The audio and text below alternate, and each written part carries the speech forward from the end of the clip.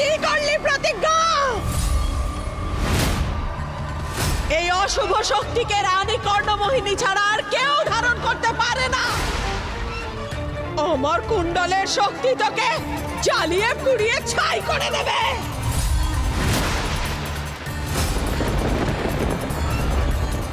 এটা তুই কি করলি? ঘোর অনর্থ!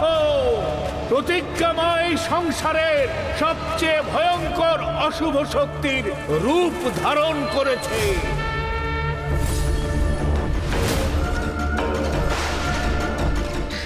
হতে পারে না, এটা হতে পারে না। আমার সব অশুভ সিদ্ধি, আমার সবকিছু ওই প্রতিজ্ঞার কাছে চলে গেল। আমার এত বছরের অপেক্ষা, আমার সাধনা, আমার তপস্যা সবকিছু ও ব্যর্থ করে দিল। না!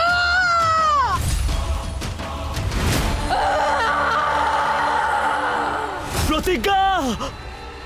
মহাকাল,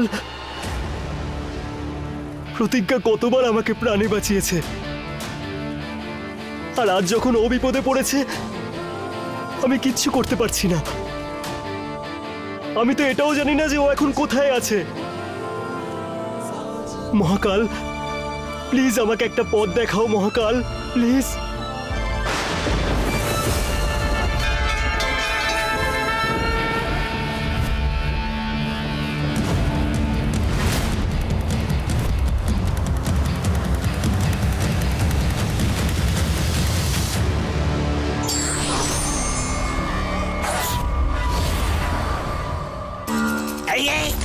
কোথায় যাচ্ছিস তুই? ছাড়ো আমাকে।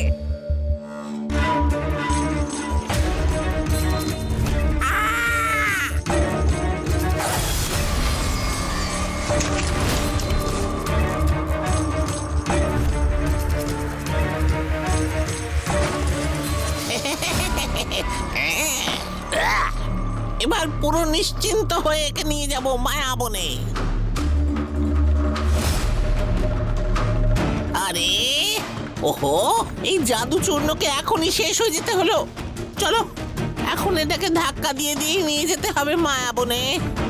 চলো বাবা ধনকুদ্রা, শুরু করে ফেল।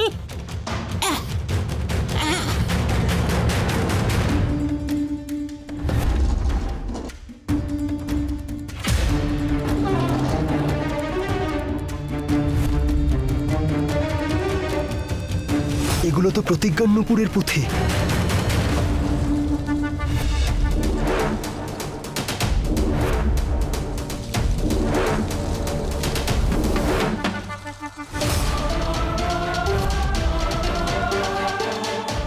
এই রাস্তা তো মায়াবনের দিকে যাচ্ছে। তুমি একটু বোঝার চেষ্টা করো যে এই যে ছবিটা দেখছো, এটা একটা পথ অশুভ শক্তি পর্যন্ত পৌঁছানোর। তাই এটাকে আমাদের নষ্ট করতে হবে, না হলে বাড়িতে অশুভ শক্তি আসবে। যে অশুভ শক্তির ব্যাপারে প্রতিজ্ঞা কথা বলতো, সেই অশুভ শক্তি প্রতিজ্ঞাকে মায়াবনের দিকে নিয়ে যায়নি তো। যাই হোক না কেন, আমাকে দেখতেই হবে।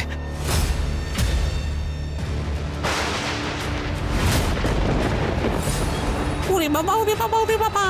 কর্ণমোহিনী, স্বর্ণমোহিনী তো শুনেছি, ই আবার কোন মোহিনী? একে তো একদম সাক্ষাৎ মৃত্যুদূত মনে হচ্ছে।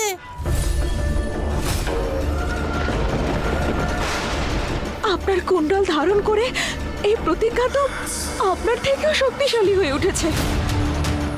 তুই নিজের মায়াবী কুণ্ডল চাস না?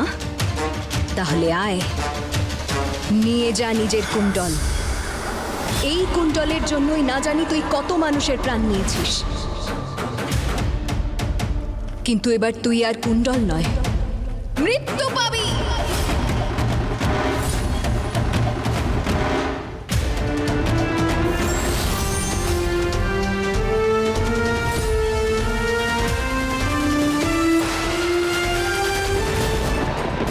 সংসারকে রক্ষা করার জন্য প্রতিজ্ঞা মা নিজেকে উৎসর্গ করে